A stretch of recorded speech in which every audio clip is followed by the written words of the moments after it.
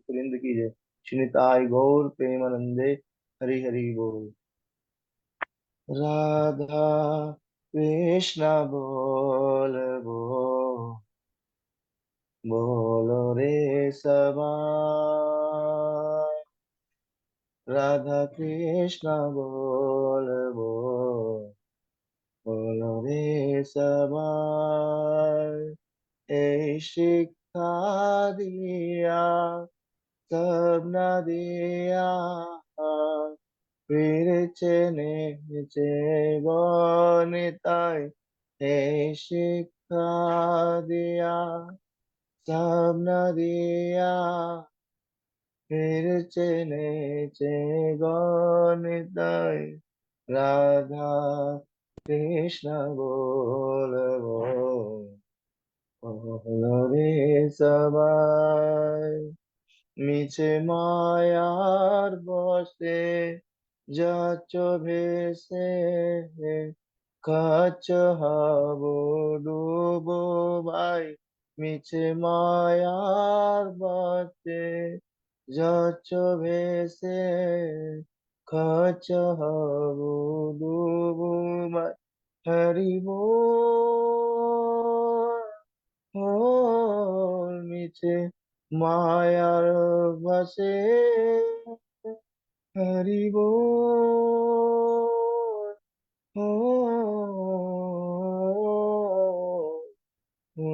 যাচ্ছ ভেসে।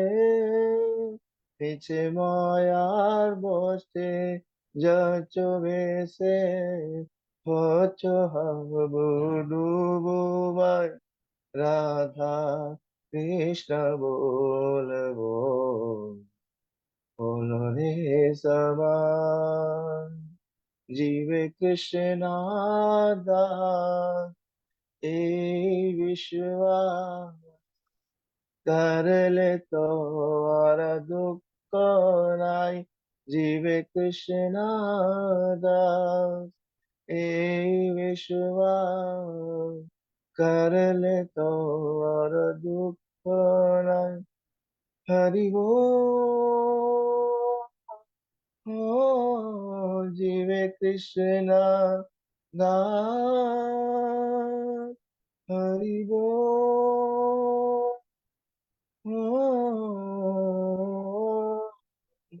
ও हे विश्वास, जीवे कृष्ण दास। हे विश्वास, करले तार दुःख নাই।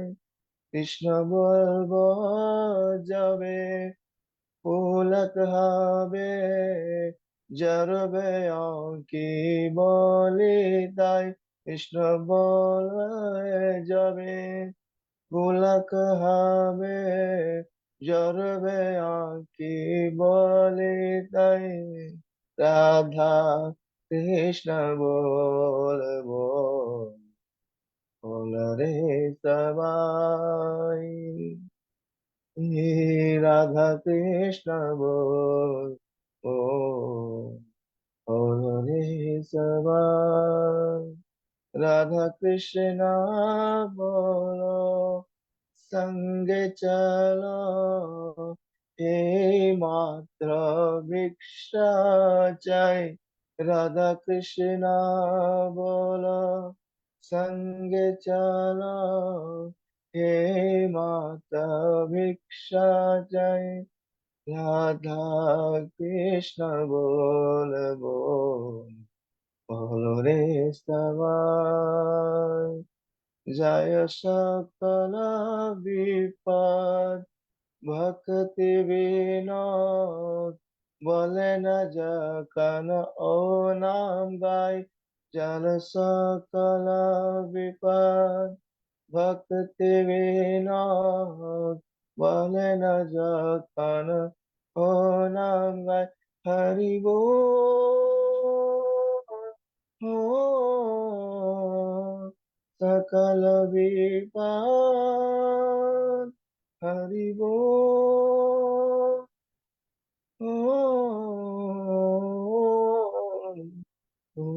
ভক্তি বিনোদ, जगज्जल जय सकल विपद भक्ति विनोद बोले न तनयो नाम राधा कृष्ण बोल बोल बोल रे सवाई राधा कृष्ण बोल बोल बोल रे सवाई शिक्षा दिया सब नदिया फिर से नीचे गौर निताई शिक्षा दिया सब नदिया फिर से नीचे गौर निताई राधा कृष्ण बोल बोल रे सवाई राधा कृष्ण बोल बोल रे सवाई जय राधे जय कृष्णा जय राधे जय कृष्णा जय राधे जय कृष्णा जय राधे जय कृष्णा जय गौरानिताय जय गौरानिताय गौरानिताय जय गौरानिताय ठाकुर भक्ति विनोद ठाकुर भक्ति विनोद भक्ति विनोद ठाकुर भक्ति विनोद हरि बोल हरि बोल हरि बोल हरि हरि बोल श्रीनिताय गौर प्रेमानंदे हरि हरि बोल।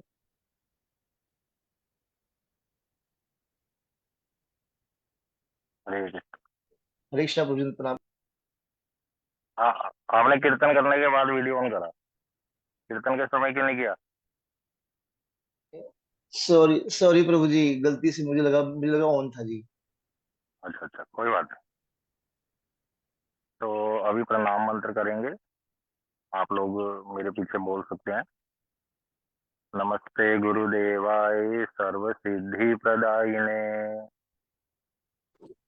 नमस्ते गुरुदेवाय सर्वसिद्धिप्रदाय सर्वसिद्धिप्रदायिने सर्व मंगल रूपाय सर्व आनंद विधायिने सर्व मंगल सर्वमङ्गलरूपाय रूपाय सर्व आनंद सर्वसिद्धिप्रदायिने विधायिने। महाप्रभु का बोलेंगे।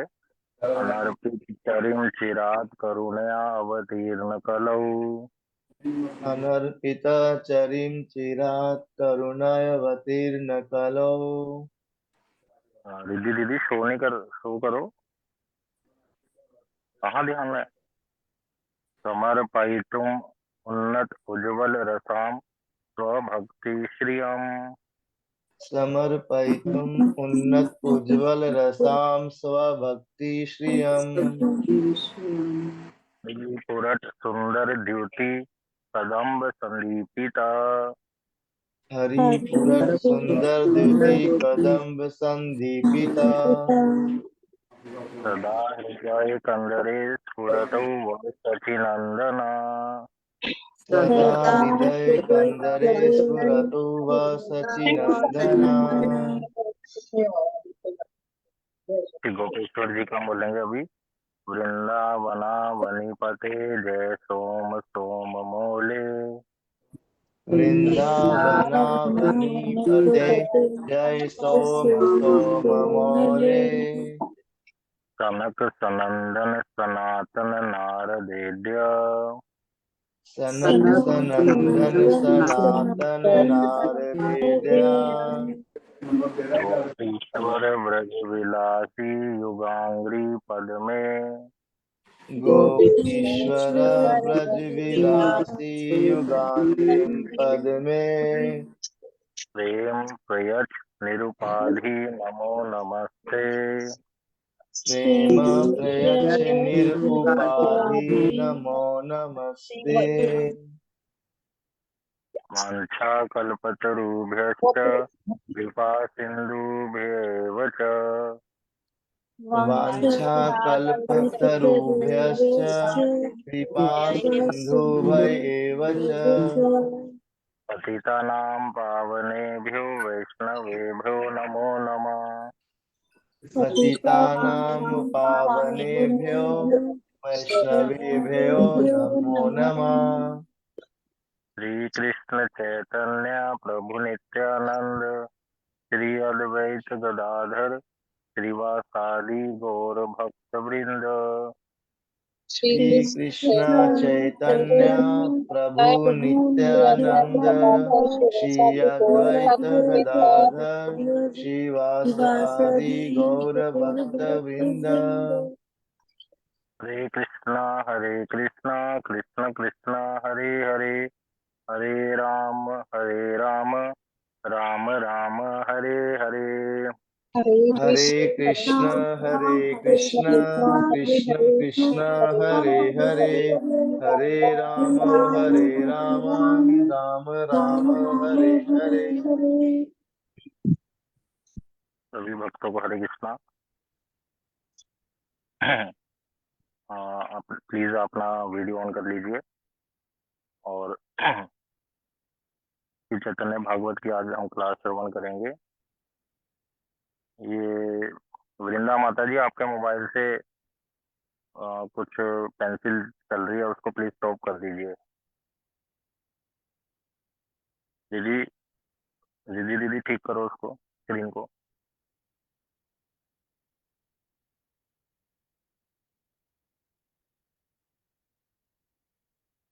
हम्म।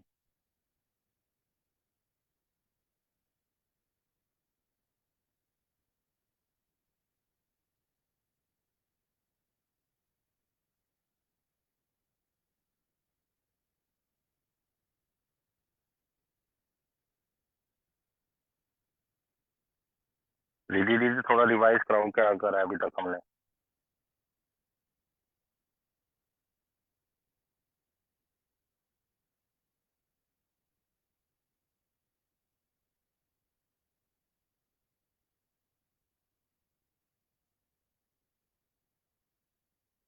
आवाज आ रही है दीदी दीदी?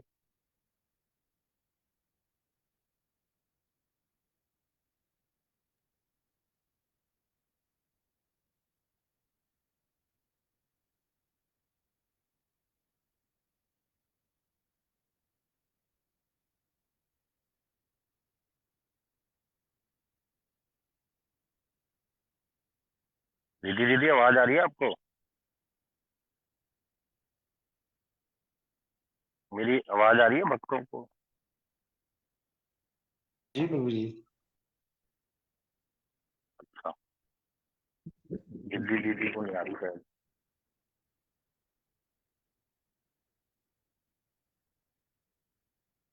मेरी आवाज आ रही है दीदी दीदी? कुछ इशारा तो करो। तो फिर आप बोल क्यों नहीं रहे? अब मेरे को सुनाई नहीं दे रहा तो कैसे सुनूंगा मैं? क्या बोल रहे हो? मोबाइल से बोलो। राग लेखा दीदी आप बताइए थोड़ा सा, क्या करा है अभी तक हमने।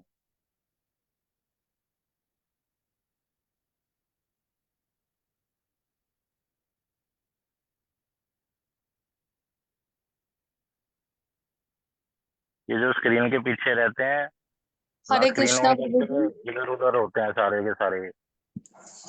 मैं क्लास ही बंद कर दूंगा, करूँ नहीं, इच्छा ही नहीं होती मेरी। कोई भी स्क्रीन पे आता नहीं, हमें कैसे पता चलेगा कौन क्या कर रहा है, क्या है, क्या सुन रहा है। इतना हरे लेट कृष्णा रिस्पॉन्स प्रभु जी। करते हैं। हरे कृष्णा, आप लेट रिस्पॉन्स करते हो हर बारी। प्रभु जी वो नेट का प्रॉब्लम है, कुछ स्लो चल रहा है। मैंने स्पीकर के साथ अटैच करा है ना, फिर वो स्पीकर बंद करना पड़ता है। वो टाइम लग जाता है उसको करते हुए। हाँ, आप थोड़ा सा बताइए अभी तक हमने क्या किया है। कल वाला ही बताना है ना प्रभु जी। कुछ भी बताओ, जो भी बताओ, कुछ भी। क्या समझा अभी तक चैतन्य भागवत में?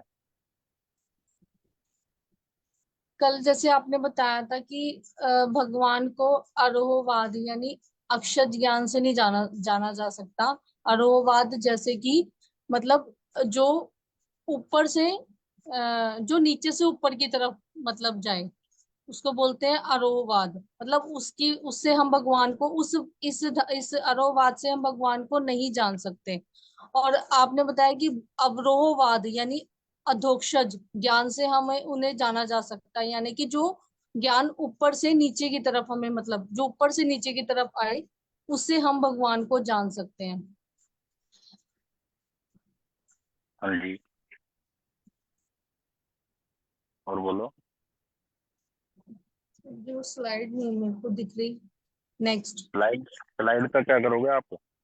ऐसे ही अच्छा, बताओ ऐसे ही क्या बोलो। सोचा है अभी तक, और क्या। अच्छा ठीक है। आपने बताया था कि जैसे भगवान जब यहाँ अवतार लेते हैं, अवतार शब्द का जो अर्थ है कि जब भगवान अपने धाम से इस जड़ जगत में अवतरित होते हैं, तो उसे अवतार कहते हैं। भगवान के मतलब अवतरित होने को अवतार कहते हैं, जब वो अपने धाम से इस जड़ जगत में अवतरित होते हैं। और जो ये मतलब जो श्लोक है इसमें बताया गया है कि भगवान जो है जब इस धराधाम पे आते हैं तो अवतार क्यों लेते हैं। तो इसमें तीन चीजें बताई गई हैं कि भगवान जो है अपने भक्त अर्थात जो साधु हैं उनकी जो है रक्षा करने के लिए इस जड़ जगत में आते हैं।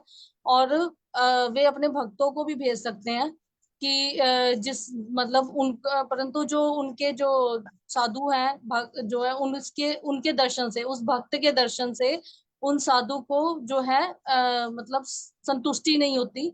और वे क्या करते हैं, भगवान का दर्शन ही प्राप्त करना चाहते हैं। उन्हें दुख मिलता है अगर वो भगवान का दर्शन उन्हें प्राप्त नहीं होता, जिसके लिए वे भक्ति या जो भी साधना करते हैं, भगवान की सेवा करते हैं।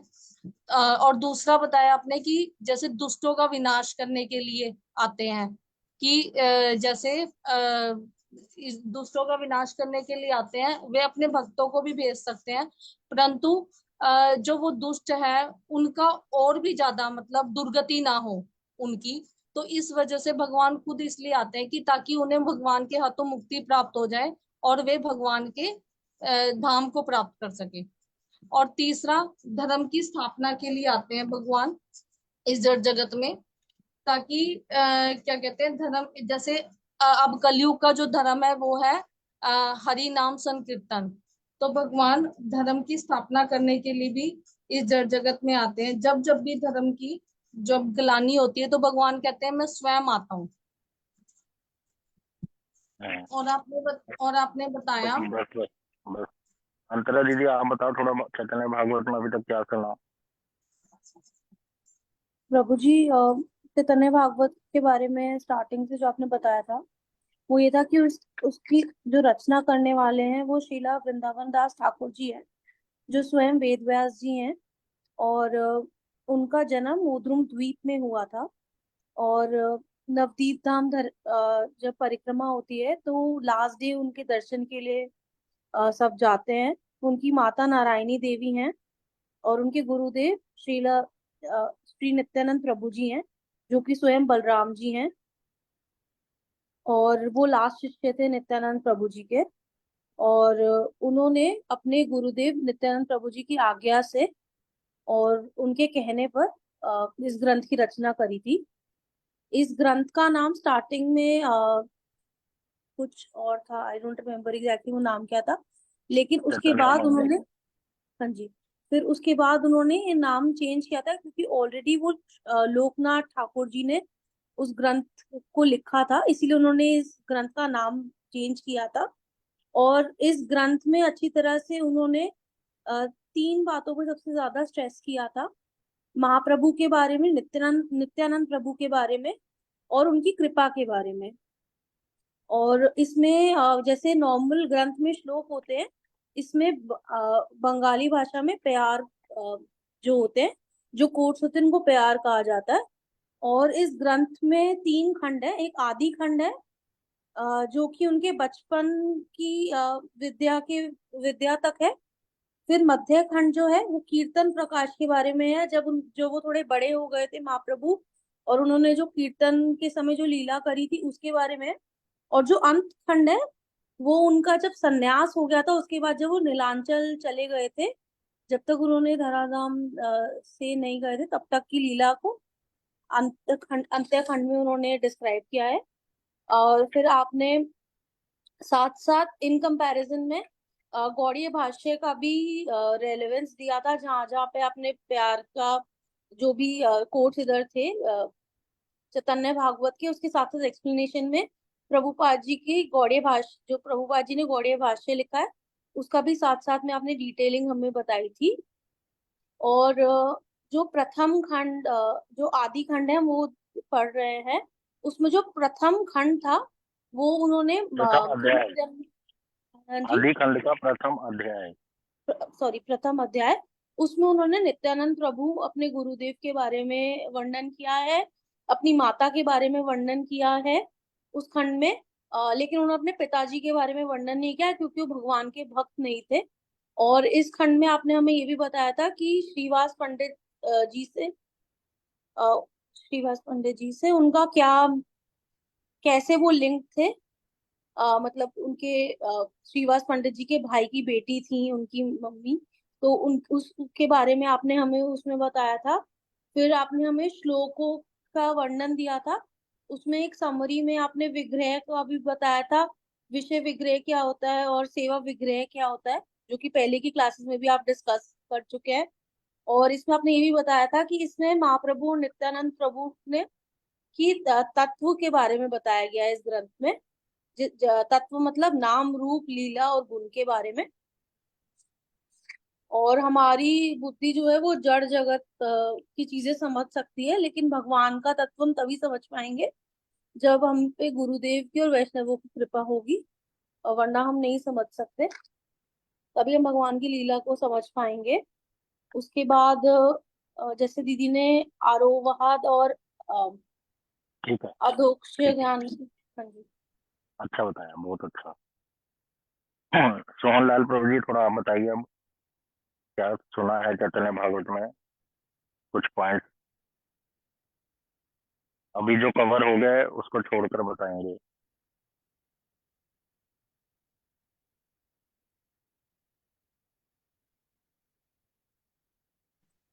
हरे कृष्णा प्रभु जी।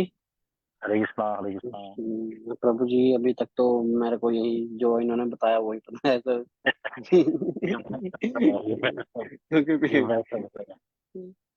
थोड़ा कुछ भी जो कल सुना था, थोड़ा सा, जैसे और पीछे, थोड़ा सा हाँ ये जी, बताओ कि और पीछे प्रभु जी जैसे दो क्लास तो वो मैंने वाला अटेंड नहीं की क्वेश्चन, थी ना थोड़ा हाँ जी। कल कल जो सुना था वो वाला श्लोक, भाई कृष्ण वर्ण त्रिषा कृष्ण संग अंग उपांग अस्त्र पार्षद, इसमें से कुछ बताओ थोड़ा सा। हम्म, प्रभु जी उसके बारे में भी मैं अच्छे से समझ नहीं पाया कल। अच्छा, हाँ आप जी, लोगों क्योंकि को वो क्लास ये समझ आ ये रही है तो या प्रभु, नहीं, मैं इसलिए टेस्ट कर रहा हूँ मैं। हाँ जी प्रभु जी समझ तो आता है, पर ये मतलब जो आपने बताया ना पंग और ये तो याद रहे, लेकिन इसके बारे में थोड़ा डिटेल नहीं पता चली। अच्छा, ठीक है। हाँ जी। आशुतोष को भी आप बताएंगे? प्रभु जी वो जो श्लोक है वो मुझे डिस्प्ले कर देंगे थोड़ा सा अगर हो सके जी। नहीं करेंगे, ऐसे बताओ, तो थोड़ा सा इसमें जो भी प्रभु आ जी, जाए। जी जो जो मुझे समझ में आया वो मैं बताने का प्रयास करूंगा। जैसे इसमें पहले बोला कि कृष्ण वर्ण, तो इसमें बोला कि महाप्रभु किस लिए आए, कृष्ण नाम का प्रचार करने के लिए आए। तो दूसरा फिर बोला कृषा, कृषा मतलब क्या, भी उनका जो वर्ड, जो उनका कंप्लेक्शन है, जो उनके कलेवर है वो कैसा है, अकृष्ण है। अकृष्ण मतलब कि श्वेत है, गौर वर्ण है उनका। और वो महाप्रभु की इनके साथ आए अपने अंग उपंग और अपने अंग अंग उपंग और एक और शस्त्र के साथ आए।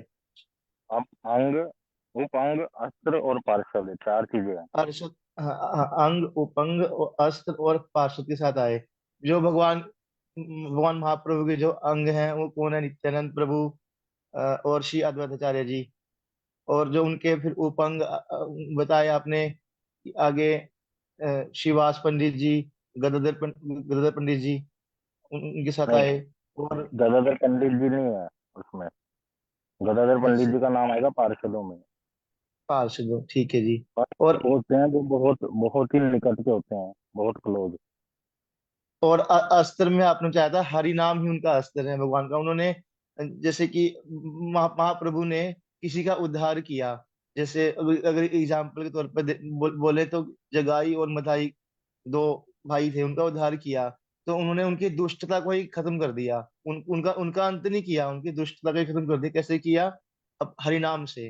अपने अपनी हरिनाम रूपी कृपा से। हम्म, ठीक है, ठीक है। अभी हम रिद्धि दीदी आप स्क्रीन शेयर कीजिए।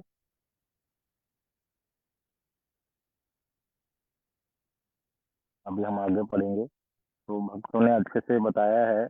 मेरा बस यही कंसर्न है कि हमारे भक्तों को समझ आ रही है ये जो बातें हैं, या बड़ा कठिन हो रहा है। तो अगर आप लोगों को कठिन लग रहा है तो मैसेज कर सकते हैं आप, या यहाँ पे भी बता सकते हैं कोई पॉइंट नहीं समझ आ रहा, कुछ समझ नहीं आ रही बात, क्योंकि ये जो बातें हरे हैं ये कृष्ण बड़ी प्रभु जी। जरूरी हैं। हरे कृष्ण बोल प्रभु जी। बोल। प्रभु जी, एक रिक्वेस्ट थी, क्या जो जो आप ग्रंथ में पढ़ा रहे हैं श्री चैतन्य भागवत, उसका पीडीएफ कुछ मिल सकता है हमको जी, बाद में और पढ़ने मैं के लिए, कुछ ऐसा कुछ? ग्रुप में भेज दूंगा, व्हाट्सएप ग्रुप में ना भेज ठीक दूंगा। ठीक ठीक है प्रभु, क्योंकि ऑनलाइन मुझे मिला नहीं जी।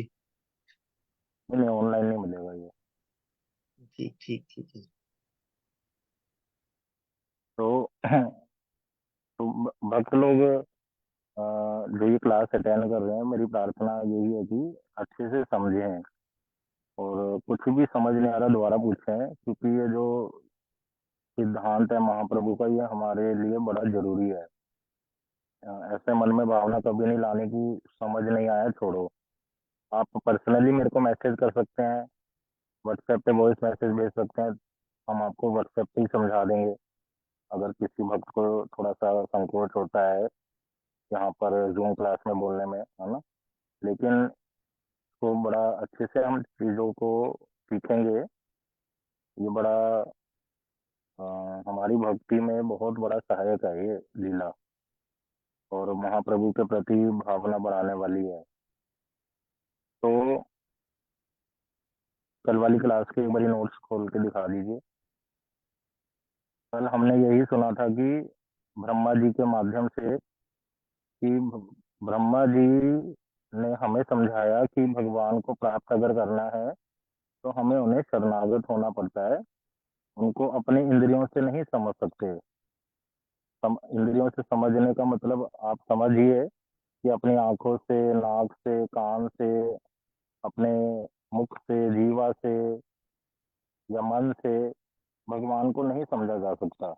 अगर हम प्रयास करेंगे तो इस प्रयास को बोलते हैं अक्षर ज्ञान। अक्षर मतलब इंद्रियों के द्वारा प्राप्त किया गया ज्ञान, और इसी मार्ग को, रास्ते को बोलते हैं आरोहवाद। तो हम लोग इसको फॉलो नहीं करते, हम लोग करते हैं अवरोहवाद को फॉलो। अवरोहवाद मतलब जो गुरु जी की कृपा से हमें ज्ञान की प्राप्ति होगी, हमें गुरु जी की कृपा से भगवान कौन है ये पता चला कि कृष्ण ही भगवान है, अन्य देवी देवता भगवान नहीं है। फिर हमें गुरु जी से पता चला कृष्ण कलयुग में कौन सा अवतार लेकर आए, महाप्रभु का, ये हमने सुना। कृष्ण का धाम कौन सा है, वृंदावन, ये बताया गुरु जी ने। फिर गुरु जी ने ये भी बताया कि हम लोग कौन है, भगवान के अंश हैं, उनके ही पुत्र हैं। तो फिर गुरु जी ने हमें समझाया कि हमारा कर्तव्य क्या है, भगवान की सेवा करना, अगर हमें हमेशा के लिए प्रसन्न रहना है। तो ये बातें गुरु जी ने कथाओं में सुनाई हम लोगों को। फिर हमारा आकर्षण हुआ गौड़िया मठ की तरफ, हमने गुरु जी से हरि नाम लिया, दीक्षा लिया। इस परंपरा को कहते हैं अवरोहवाद। इसमें हम लोग अपने इंद्रियों पे डिपेंड ना होकर किस पर डिपेंड है, जो गुरु जी शास्त्र की बातें हमें बता रहे हैं। तो इसको बोलते हैं अधोक्षज ज्ञान। अधोक्षज भगवान का एक नाम है। अधोक्षज मतलब ऐसे भगवान जिनको अपनी इंद्रियों से नहीं जाना जा सकता। ठीक है ना। तो इस बात को हमने कल सुना था। फिर आगे हमने सुना था कि भगवान किस लिए अवतार लेते हैं, वृंदावन दास ठाकुर जी ने ये बात उठाई। आगे आगे कीजिए रिद्धि दीदी। भगवान किस लिए अवतार लेते हैं इसका वर्णन वृंदावन दास ठाकुर जी ने किया। और वृंदावन दास ठाकुर जी ने वहां पर ये बात कही कि मैं गीता जी और भागवत, जो दोनों शास्त्र हैं, उसमें से बताऊंगा इसका आंसर। मतलब उन्होंने जो क्वेश्चन है, क्वेश्चन क्या है हमारा, भगवान श्री कृष्ण किस लिए अवतार लेते हैं, ये हमारा क्वेश्चन है। अब इसका आंसर भी होगा।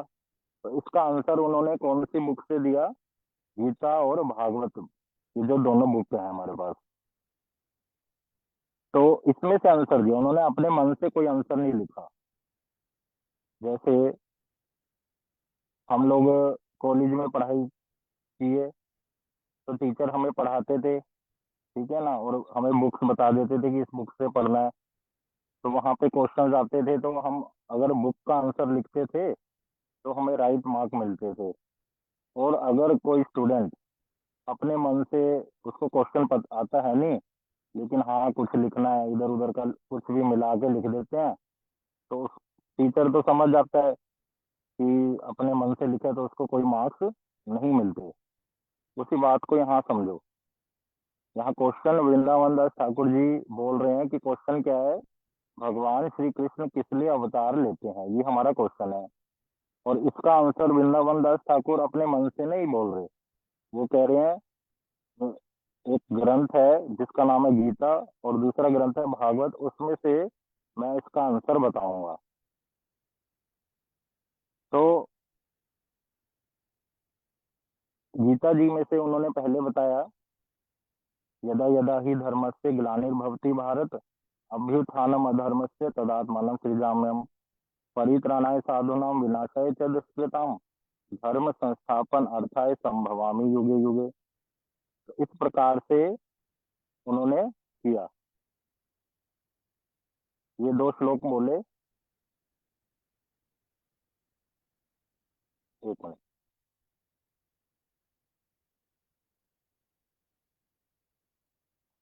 तो सबसे पहले उन्होंने वृंदावन दास ठाकुर जी ने बताया कि भगवान ये श्लोक अर्जुन को बोल रहे हैं।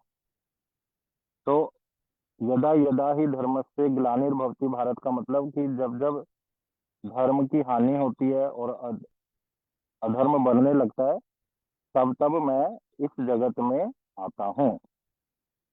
और भगवान ने कहा कि मैं स्वयं आता हूँ, किसी और को नहीं भेजता। क्योंकि भगवान के जो भक्त हैं उनमें भी इतनी शक्ति होती है कि वो जब धर्म कम हो रहा होता है और अधर्म बढ़ रहा होता है, उसको वो बैलेंस कर सकते हैं। ठीक है ना, भगवान अपने भक्तों को भेज सकते हैं, लेकिन भगवान भक्तों को नहीं भेजते। जब बहुत ज्यादा जरूरत हो जाती है तब भगवान स्वयं ही आ जाते हैं। उसका आंसर भगवान ने दूसरे श्लोक में बता दिया कि मेरे जो भक्त हैं, जो मेरी भक्ति करते हैं, तो एक भक्त जब भगवान की भक्ति करता है, उसके हृदय में भावना आती है कि कब मुझे दर्शन मिलेगा, इच्छा होती है। इतने समय से वो भक्ति कर रहा होता है, तो उसके हृदय में जब ये बहुत ज्यादा भावना भर जाती है, तो वो उस भावना को ग्रहण करते हैं भगवान, और फिर अपने भक्त को, साधु को दर्शन देने के लिए आ जाते हैं। दूसरा, जब आते हैं तो फिर भगवान ऐसे नहीं कि एक एक काम करने के लिए आएंगे। भगवान जब एक बारी आते हैं तो बहुत सारे काम करते हैं। उनकी एक लीला के पीछे बहुत सारे लीलाएं छुपी होती हैं। दूसरा, वो क्या करते हैं, साथ के साथ जो दुष्ट लोग हैं, जो असुर भावना वाले लोग हैं, उनका क्या कर देते हैं, विनाश। और ये छोटे मोटे असुर की बात नहीं कर रहे यहाँ पर, कैसे असुरों की बात कर रहे हैं? जैसे रावण जैसे, कंस जैसे, जिनसे पूरा सृष्टि भयभीत होती थी। अभी मत चेंज कीजिए, श्लोक दिखाइए। तो ऐसे असुरों की बात कर रहे हैं कि जिनको और कोई वध नहीं कर सकता, केवल मैं ही कर सकता हूँ। तो उन दुष्ट असुरों का विनाश करने के लिए मैं आता हूँ। तो ये कौन कह रहे हैं? कृष्ण भगवान अर्जुन जी को बोल रहे हैं। तीसरा, जब मैं आता हूँ तो क्या करता हूँ, धर्म की संस्थापना भी करता हूँ। और हर युग में आता हूँ, युगे युगे, हर युग में मैं अपना अवतार लेता रहता हूँ। और ऐसा नहीं है, देखो, कि जैसे सत्य युग है तो उसमें एक ही बारी अवतार लिया भगवान ने, ऐसा नहीं है, बार बार लेते रहते हैं। कभी नरसिंह भगवान के रूप में आए, कभी वराह भगवान के रूप में आए, कभी वामन भगवान के रूप में, है ना। ये सारी कथाएं हम सुनते हैं भागवत में। और जब खुद स्वयं कृष्ण आ जाते हैं, वो द्वापर युग में आए, कलयुग में कल्कि भगवान के रूप में आते हैं, कभी परशुराम। तो ये सारे जो अवतार हम सुनते हैं, 10 अवतार भगवान के मुख्य मुख्य, तो भगवान कह रहे हैं इन सबका काम यही होता है, साधु की रक्षा करना, दुष्टों का विनाश करना और धर्म की संस्थापना करना। अब इससे नेक्स्ट दिखाइए। तो कल हमने सुना था कि भगवान केवल भारत भूमि में नहीं आते, देवताओं के यहाँ भी प्रकट होते हैं जब उनको प्रॉब्लम होती है। और यहाँ तक कि जो अंत्यज मलेच्छ और अंत्यज लोग क्या होते हैं, ये शूद्र कुल से भी नीचे लोग होते हैं, कुत्ते का मांस खाने वाले लोग जिनको बोलते हैं, तो उनके यहाँ भी आते हैं भगवान। लेकिन भगवान विशेषकर भारत भूमि पर ही ज्यादा क्यों आते हैं, क्योंकि यहाँ पर भगवान को मानने वाले, वर्णाश्रम धर्म का पालन करने वाले लोग ज्यादा हैं। फिर आगे हमने सुना था, नेक्स्ट, भगवान किसी और को नहीं भेजते बल्कि स्वयं आते हैं, ये भी हमने सुन लिया। क्यों आते हैं ये भी सुन लिया, कि साधुओं को अपना दर्शन देने के लिए। आगे दिखाइए। दुष्टों का विनाश करने के लिए। कैसे दुष्ट? कोई छोटे मोटे दुष्ट नहीं, रावण कंस जैसे असुरों का वध करने के लिए आ जाते हैं।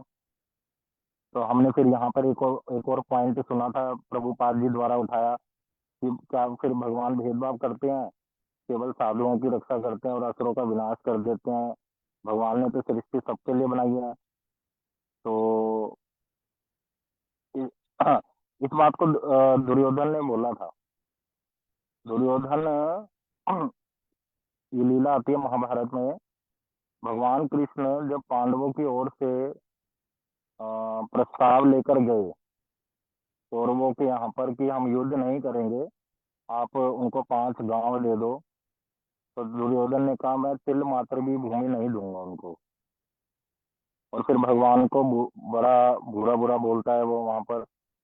और फिर वो बोलता है भगवान को वहां पर कि आपने ही हमें बनाया है। वो जानता है वो भगवान है, असुर लोग जानते हैं। वो कह रहा है आपने ही हमें बनाया है, लेकिन आपने ही हमें ये भाव दिया है असुर वाला। वो ये बात बोल देता है। तो यहाँ पर जो ये बात वो कह रहा है वो बिल्कुल गलत है। भगवान किसी को ऐसे नहीं बोलते। भगवान ने हमें स्वतंत्रता दी है, ये बहुत बड़ा गुण दिया है भगवान ने हमें, स्वतंत्रता।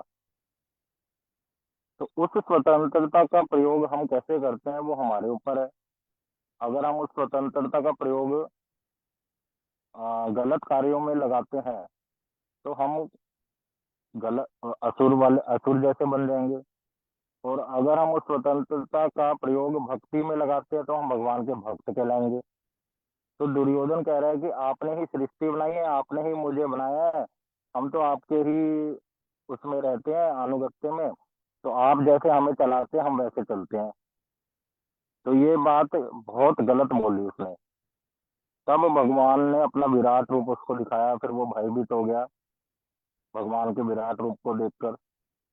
तो इस प्रकार से ऐसी बुद्धि वाले लोग कह देते हैं कि आप भेदभाव करते हैं। भगवान के बारे में ऐसे बोलते हैं बहुत लोग कि वो भेदभाव करते हैं, अच्छा बुरा देखते हैं। लेकिन नहीं, यहाँ पर हमें सीखना पड़ेगा। कल हमने सुना था कि कैसे, जैसे एक माता पिता अपने बच्चे से बड़ा प्रेम करते हैं, और अगर वो कोई गलती करता है तो उसको डांट लगाते हैं, पिटाई करते हैं। जैसे कल एक उदाहरण सुना था शिला महाराज जी वाला। शिला भक्ति विज्ञान भारती गोस्वामी महाराज भिक्षा करने जाते हैं, तो एक ढाबे के बाहर देखते हैं एक व्यक्ति छोटे से लड़के को पेड़ से बांध कर, उसके दोनों हाथ बांध कर उसकी बड़ी जोर से पिटाई कर रहा होता है डंडे से, विसूटी। और जब महाराज जी उसके निकल जाते हैं, उसको डांट लगाते हैं और उसको कहते हैं अगर इससे कुछ गलती होगी है, कोई पैसा है तो मैं दे देता हूँ।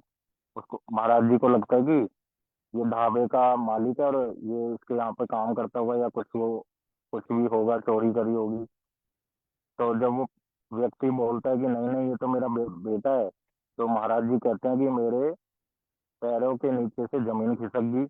इस बात को सुनकर कोई अपने पुत्र को ऐसे मारता है? तब जब उन्होंने रीजन बताया कि हम कैसे थक हार चुके हैं, हम तो लेबर क्लास का काम करते हैं और हम नहीं चाहते कि हमारा बेटा भी ऐसा ही बन जाए बड़ा होकर। हम चाहते हैं कि अच्छे से पढ़े, बड़ा ऑफिसर बने। हम नहीं चाहते जो दुख हमारे जीवन में आते हैं इसके जीवन में आए। तो हर माता पिता की सोच ऐसी होती है अपने बच्चों के लिए। तो वहां पर महाराज जी ने बताया कि उनका शासन करना भी, वो डांट लगाना भी क्या है, अपने बच्चे के लिए प्रेम है। तो माता पिता अगर प्रेम करते हैं और डांटते हैं, ये दोनों चीजें प्रेम के अंतर्गत ही आती है। उसी तरह से गुरु जी का सुना था, गुरु जी अपने शिष्य को बड़ी अच्छे से प्रेम कर रहे हैं और साथ ही कभी कभी उसको शासन कर देते हैं, डांट लगा देते हैं कि तुमने ये गलती क्यों करी, ऐसे क्यों किया, ऐसे करना चाहिए था। तो गुरु जी अगर ऐसा कर रहे हैं तो इसका मतलब शिष्य के प्रति उनकी 100% क्या है, प्रेम।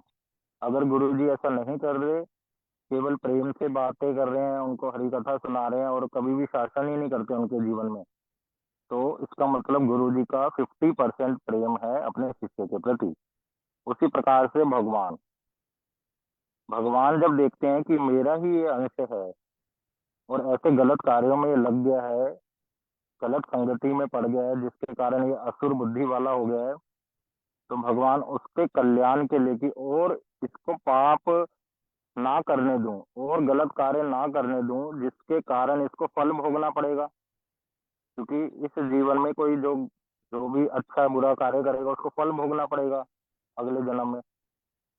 तो इसकी दुर्गति ना हो और उसको रोक देते हैं वहीं पर, कैसे उसका वध कर कर।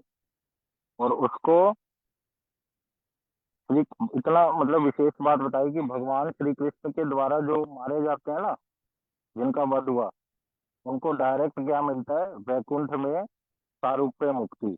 सारूप्य मुक्ति क्या होता है, भगवान जैसा रूप उनको मिलता है। ये कोई छोटी बात है? भगवान ने कंस जैसे, रावण जैसों का वध किया और उनको कहाँ पहुंचा दिया है, उनकी कहाँ तो कितनी दुर्गति होनी थी लेकिन उनका मंगल कर दिया।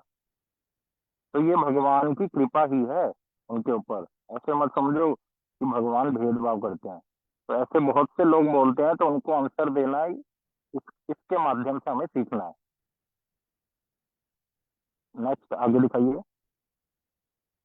और हर युग में जो युग का धर्म होता है उसकी स्थापना करने आते हैं। इसको हमने सुना था, जैसे सत्य युग में भगवान की अगर भक्ति करनी है तो ध्यान लगाना होता है। त्रेता युग में भगवान को भक्ति करनी है, भगवान को प्रसन्न करना है तो यज्ञ करना होता है। फिर द्वापर में भगवान के विग्रह की सेवा, और कलयुग में जो बताया भगवान का नाम संकीर्तन, ये हमने सुना। आगे दिखाइए। हमने ये भी सुना था कि कलयुग में भगवान कृष्ण कौन से अवतार में आते हैं, महाप्रभु में। लेकिन हर कलयुग में नहीं आते, ये ये विशेष कलयुग है, इसको कहते हैं धन्य कलयुग। ये कोई नॉर्मल कलयुग नहीं है। देखो ये जो चारों युग है ये बार बार आते हैं, सत्य युग, त्रेता, द्वापर, कली। फिर से आएगा सत्य, त्रेता, द्वापर, कली। फिर से जब कली खत्म हो जाएगा फिर सत्य। ये युग चलते रहते हैं, ठीक है ना। तो लेकिन जैसे हमने सुना भगवान कह रहे हैं मैं हर युग में आता हूँ, तो कलयुग में विशेषकर उनका जो नाम है वो है कल्कि भगवान। उस उस रूप में आते हैं। लेकिन ये वाला जो कलयुग जिसमें अभी हमारा जन्म हुआ है, तो इसमें जो भगवान का अवतार हुआ है वो है महाप्रभु, चैतन्य महाप्रभु। और ये चैतन्य महाप्रभु के आने से इस कलयुग को क्या बोला, धन्य कलयुग। ये कलयुग क्या हो गया, बड़ा धन्य हो गया। क्योंकि महाप्रभु कौन है, सभी अवतारों में सर्वश्रेष्ठ है। समझ रहे हो? इस बात को ऐसे समझना चाहिए जैसे हम स्कूल में नाटक कराते हैं ना, बच्चों को नाटक ड्रामा सिखाते हैं जब एनुअल फंक्शन होता है।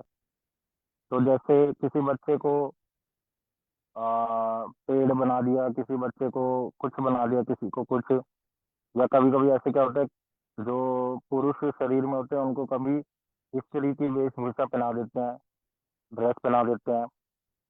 तो है असली में तो वो क्या, पुरुष, लेकिन उस समय 1 घंटे के ड्रामा करने के लिए वो क्या है, स्त्री की वेशभूषा और वो आवाज निकालकर वो ड्रामा करता है। ठीक है ना। तो इसका मतलब ये तो नहीं वो बदल जाता है। तो उसी तरह से भगवान कृष्ण क्या करते हैं, ड्रेस बदल कर आ रहे हैं महाप्रभु के रूप में। अंदर से क्या है कृष्ण, और ऊपर से उन्होंने राधा रानी की ड्रेस पहन रखी है। ठीक है ना। तो उनकी, ये कृष्ण ही है।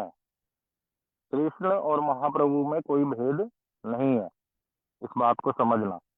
महाप्रभु को हम अवतार नहीं बोलते। जैसे कृष्ण को कभी अवतार नहीं बोला जाता, वो है अवतारी। अवतारी का मतलब होता है जिनसे और अवतार आते हैं। जैसे नरसिंह भगवान, इनको अवतार कहेंगे। वामन भगवान को अवतार कहेंगे। वराह भगवान को अवतार कहेंगे। लेकिन महाप्रभु को अवतार नहीं कहा जाता। महाप्रभु और कृष्ण एक ही है। महाप्रभु, जैसे कृष्ण को क्या कहते हैं, अवतारी, उसी तरह से महाप्रभु को भी अवतारी बोला जाता है। तो इसलिए क्या हो गए, सर्वश्रेष्ठ। सभी अवतारों में क्या हो गए, सर्वश्रेष्ठ। तो महाप्रभु क्या करते हैं, इस कलयुग में जब आए तो उन्होंने, जैसे आशुतोष प्रभु जी ने बताया, जगाई मढ़ाई जैसे दुष्टों की, जो हृदय की दुष्टता थी उसको ही परिवर्तित कर दिया, कन्वर्ट कर दिया। उनको दुष्ट से क्या बना दिया, भक्त। उनको वध नहीं किया। ये विशेष रहस्य की बात है जो महाप्रभु ने अपनी लीला में करा। तो ये किसी और अवतार में देखा नहीं जाता। नरसिंह भगवान आते हैं डायरेक्ट मार देते हैं। वरा भगवान आएंगे, जैसे नरसिंह भगवान ने हिरण्यकशिपु को मार दिया, वरा भगवान हिरण्याक्ष को मार देंगे। विष्णु आएंगे, वो भी वध कर देंगे। लेकिन महाप्रभु की विशेष बात क्या है, वो वध नहीं करते। वो हमारे हृदय में, हम लोगों के लिए ये बात, हमारे हृदय में जो गंदगी बैठी हुई है, काम क्रोध लोभ मोह, ये जो इतनी सारी ऐसी ऐसी गंदगी है जो हमें पता भी नहीं है, उसको हटा देते हैं। वो दुष्टता को हटा देते हैं ताकि हमारा हृदय निर्मल हो जाए, साफ हो जाए, और हम भगवान की सेवा कर सकें। इसलिए महाप्रभु का एक नाम है गोपनीय अवतार। इसको हर कोई नहीं समझ पाता। बहुत से ऐसे संप्रदाय के लोग हैं जो महाप्रभु को मानते ही नहीं। वो बस महाप्रभु को कहते हैं कोई महापुरुष है, लेकिन महाप्रभु को भगवान के रूप में नहीं मानते। इसलिए इनको कहा गोपनीय, रहस्यमय अवतार है ये। आगे फिर दिखाइए। कल हमने गीता के माध्यम से तो समझ लिया, फिर वृंदावन दास ठाकुर जी ने फिर भागवत का भी एक श्लोक लेके समझाया कि भगवान किस लिए अवतार लेते हैं। क्वेश्चन क्या था, भगवान श्री कृष्ण किस लिए अवतार लेते हैं। उसका आंसर कहाँ से दे रहे हैं, 2 बुक से, गीता से और भागवत से। गीता से तो दे दिया, और भागवत वाला क्या सुना था हमने, भागवत वाले में हमने ये सुना था कि भागवत में 12 स्कंद हैं, और उसमें जो 11th कैंटो 11वां स्कंद है, उसमें इसका आंसर दिया हुआ है। और वहां पर एक राजा है, उसकी कथा आती है, जिनका नाम है नीमी। और उस राजा के यहाँ पर 9 महाभक्त रहते थे, 9 योगेंद्र जिन्हें बोलते हैं। उनमें से एक योगेंद्र जी का नाम है श्री कर भाजन। श्री कर भाजन। तो श्री कर भाजन जी से राजा नेमी ने पूछा अवतारों के बारे में कि सत्ययुग में कैसे भगवान आते हैं, क्या उनका रंग होता है, कलयुग में भगवान कैसे आते हैं और क्या करते हैं, कौन सा उनका अवतार होता है। ये सब जब क्वेश्चन पूछे और श्री कर भाजन जी ने जब उसका आंसर दिया, वही आंसर वृंदावन दास ठाकुर जी ने अपने ग्रंथ चैतन्य भागवत में लिखा। और वो आंसर क्या है, कृष्ण वर्ण त्विषा अकृष्णम सांगोपांग अस्त्र पार्षदम। यज्ञ संकीर्तन प्रायर यजंती ही सुमेधसा। आगे दिखाइए, इसका हिंदी में मीनिंग क्या है, आप पढ़ सकते हैं। सुबुद्धिमान व्यक्ति कली काल में श्री हरि संकीर्तन बहुल यज्ञ द्वारा ही अकृष्ण, अकृष्ण का ब्रैकेट में मतलब क्या बता दिया, गौर वर्ण के शरीर वाले, गौर रंग के शरीर, जिनका शरीर का रंग है। अंग, अंग शब्द का मतलब लिख दिया श्री नित्यानंद प्रभु और श्री अद्वैत आचार्य जी। उप अंग, हमने सुना था जैसे हमारे शरीर के अंग और उसके अंग के भी अंग को क्या कहते हैं, उप अंग। तो उसी तरह से महाप्रभु के अंग कौन हुए, नित्यानंद प्रभु और अद्वैताचार्य जी। और जैसे इसको उदाहरण सुनो पेड़ के माध्यम से, पेड़ पेड़ खड़ा है, तना है, उसकी शाखा होती है, फिर शाखा के आगे और शाखाएं निकल जाती है जिसको बोलते हैं प्रशाखा, ठीक है ना। तो वो तना क्या है, वो है महाप्रभु। उसकी शाखा मतलब अंग, पेड़ के जो अंग है वो क्या है, नित्यानंद प्रभु और अद्वैताचार्य जी। फिर उस अंग से भी और आगे अंग जो निकले जिसको प्रशाखा कहते हैं, उसको कहते हैं उपांग। उसमें उदाहरण किसका नाम दिया, श्रीवास भक्त जो है, और जो जितने भी भक्त हैं महाप्रभु के उनका नाम आ गया इसमें। और अस्त्र लेकर आए, हर भगवान के अवतार के पास अपना अपना अस्त्र होता है। राम जी के पास धनुष्मान था, कृष्ण के पास चक्र है ना, विष्णु जी के पास अपना है, ये सबके पास ऐसे ऐसे है। लेकिन महाप्रभु का अस्त्र क्या है, हरि नाम। ये हरि नाम क्या करता है, हमारे हृदय में जो अविद्या है, अज्ञान है, उसको नाश कर देता है। और चौथा लिखा पार्षद गण यहाँ पर, और ब्रैकेट में पार्षद गण। पार्षद कौन होते हैं, जो महाप्रभु के बड़े निकट में है, उनकी हृदय की भावना को बड़े अच्छे से जानते हैं, क्लोज है बहुत। जैसे हमारा बहुत से लोगों के साथ संबंध होता है जीवन में, लेकिन ऐसा तो नहीं ना हर किसी के साथ अपने बिल्कुल अंदर की हृदय की बात सबके साथ शेयर करते हैं, ऐसे नहीं। वो तो कोई एक या दो लोग ही होते हैं। तो उसी तरह से पार्षदगण महाप्रभु के ये ऐसे भक्त हैं जो उनके बड़े अंदर की हृदय की बात को जानते हैं। वो कौन है, श्री गदाधर पंडित, श्री स्वरूप गोस्वामी जी, श्री रामानंद राय जी। तो अभी सुनेंगे आगे हम ये कौन है ये सब। तो उनके नाम पार्षदगण में आते हैं। और लास्ट में क्या बोले हैं, कृष्ण नाम उच्चारण में मग्न श्री गौर हरि की उपासना करते हैं। कौन करते हैं, सुबुद्धिमान लोग। तो इस श्लोक में क्या बोला कि ये डेफिनेशन है ये बुद्धिमान की। बुद्धिमान किसे कहते हैं, उसकी उसका आंसर इस श्लोक में बताया कि बुद्धिमान व्यक्ति क्या करता है, इस कलयुग में हरि नाम संकीर्तन का यज्ञ करता है। हरि नाम संकीर्तन मतलब वो अकेले कीर्तन नहीं करेगा, बहुत से मतलब गुरु जी के अनुगत्य में भक्तों के साथ में वो नाम संकीर्तन करेगा, भगवान की कथा सुनेगा, भगवान का महामंत्र करेगा, है ना। तो इसको कहते हैं हरि नाम संकीर्तन। और किसकी सेवा करेगा वो, महाप्रभु की। और वो महाप्रभु कैसे हैं, जिनके शरीर का रंग कैसा है, अकृष्ण। एक एक शब्द है कृष्ण और दूसरा शब्द है अकृष्ण। कृष्ण शब्द क्या होता है, कृष्ण शब्द का मतलब होता है काले रंग के, श्याम रंग के। और अकृष्ण शब्द का मतलब होता है जो काले रंग के नहीं है। तो क्या है उनका रंग, गौर। जैसे सोने को जब बहुत ज्यादा तपा देते हैं ना, तो उसका जो रंग होता है उस रंग को बोलते हैं गौर। तो कह रहे सुबुद्धिमान लोग क्या करते हैं, हरि नाम संकीर्तन कर कर इस कलयुग में महाप्रभु की सेवा करते हैं। केवल महाप्रभु की नहीं, वो महाप्रभु कैसे आए, महाप्रभु अपने अंग, उपांग, अस्त्र और पार्षद साथ में लेकर आए, उन सबकी सेवा करते हैं सुबुद्धिमान लोग, कृष्ण नाम उच्चारण करके। और अंग, उपांग, अस्त्र, पार्षद में हमने समझ लिया कौन कौन है। तो ये भागवत में से आंसर दिया कौन सा क्वेश्चन था हमारा? भगवान श्री कृष्ण किस लिए अवतार लेते हैं? तो गीता में से भी सुन लिया और भागवत जी में से भी। आगे दिखाइए। फिर हमने भागवत जी में से प्रभुपाद जी ने अपनी टीका में बताया था, जब गोकुल में नंद बाबा के महल में गर्गाचार्य मुनि आते हैं, तब नंद बाबा क्या कहते हैं कि आप मेरे बालकों का नामकरण कर दीजिए, बहुत अच्छा है आप आए। तब गर्गाचार्य जी नामकरण कर देते हैं। पहले बलराम जी का करते हैं, बाद में कृष्ण का करते हैं। जब कृष्ण का करते हैं तो ये वाली बात बोलते हैं गर्गाचार्य जी, क्या कहते हैं?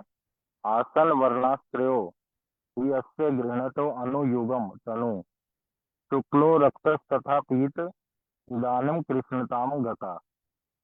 इस वाले श्लोक में क्या बोलते हैं गर्गाचार्य जी कि आपका जो ये बेटा है, जो पुत्र है, ये और युग में भी जन्म लेता है।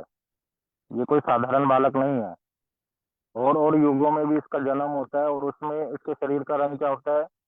किसी जन्म में इसका शरीर का रंग होता है शुक्ल, शुक्ल मतलब सफेद।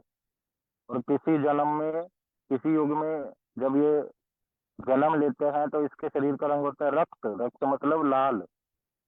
और किसी में जब जन्म लेता है तो ये पीत, पीले रंग के शरीर में आता है। और अब जिसमें इसका जन्म हुआ है, इसके इनके शरीर का रंग क्या है? कृष्ण ताम गता, कृष्ण। इनके शरीर का रंग क्या है? कृष्ण, इसलिए इसका नाम क्या होगा? कृष्ण। ऐसे करके उनका नामकरण कर दिया। तो इसके माध्यम से हमारे गुरु वर्ग बताते हैं, ये पीला रंग बोला कि पीले रंग में आते हैं, तो ये कौन से अवतार की बात कर रहे हैं? महाप्रभु। महाप्रभु इस रूप में आए। तो ये भी हमारा एक प्रमाण है कि महाप्रभु कलयुग में आते हैं, कृष्ण ही महाप्रभु के रूप में आते हैं। लास्ट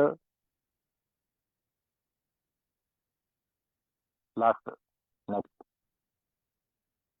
एक और प्रमाण है महाभारत में से। प्रभुपाद जी बता रहे हैं कि महाभारत में भी विष्णु सहस्त्र नाम अ, जब एक पाठ आता है उसमें, तो उसमें सुवर्ण वर्ण हेम तनु नाम आता है। उसमें ये महाप्रभु के ही नाम बताए कि आपके शरीर का रंग कैसा है? सुवर्ण। और आपका तनु, आपका शरीर कैसा है? हेम, हेम मतलब बर्फ की तरह, सोने जैसी बर्फ जो है। तो कह रहे हैं महाभारत में भी ऐसे बहुत से प्रमाण मतलब प्रभुपाद जी ने दिए, मुख्य मुख्य हम सुन रहे हैं भागवत जी और महाभारत के। इस प्रकार से महाप्रभु का वर्णन हुआ कि कलयुग में कैसे, इसी कलयुग में महाप्रभु कब आते हैं? जिसमें जिस द्वापर में कृष्ण आते हैं उससे जो नेक्स्ट कलयुग है उसी में महाप्रभु आते हैं। ये विशेष बात है, ये हमने कल सुना था। तुम बहुत प्रयास किया इजी करके बताने का, आज हम आगे भी नहीं बढ़ पाए। तो अभी भी कुछ किसी को समझ नहीं आया या कोई डाउट है तो पूछ लीजिए, ये बात समझने की है। बाकी सबका अपना अपना अधिकार है, धीरे धीरे चीजें समझ आएंगी।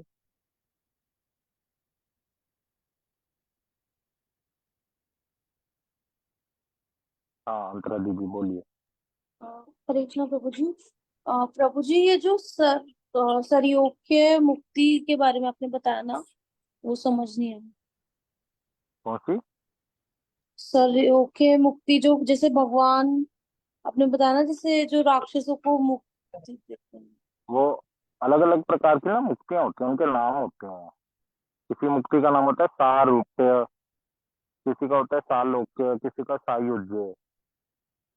तो मैं सारूप्य वाला बता रहा था कि कृष्ण भगवान जिनका वध करते हैं ना, उनको कौन सी गति मिलती है? सारूप्य मुक्ति की। कभी हम सुनेंगे इस बारे में भी टॉपिक, कौन कौन सी मुक्ति होती है। तो सारूप्य मुक्ति ये वो होती है कि वैकुंठ में जैसे भगवान के जो धाम है अलग अलग, है ना, वैकुंठ में किस नरसिंह भगवान का भी अपना एरिया है, वामन भगवान का अपना है, नारायण भगवान का। तो नारायण भगवान कैसे रहते हैं वहाँ? चार भुजाओं में।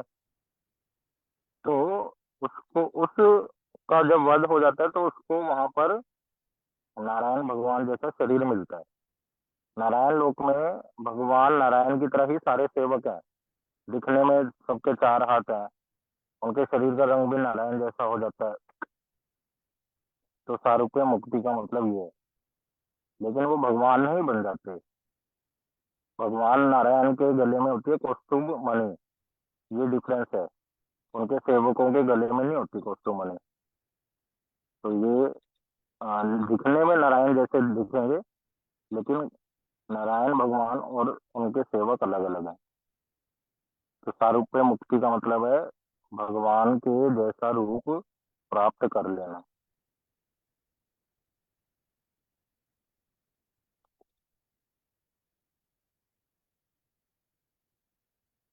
कुछ पूछना है किसी को? ठीक है, फिर हम ना कल आगे से श्रवण करेंगे। सभी भक्तों को हरे कृष्णा।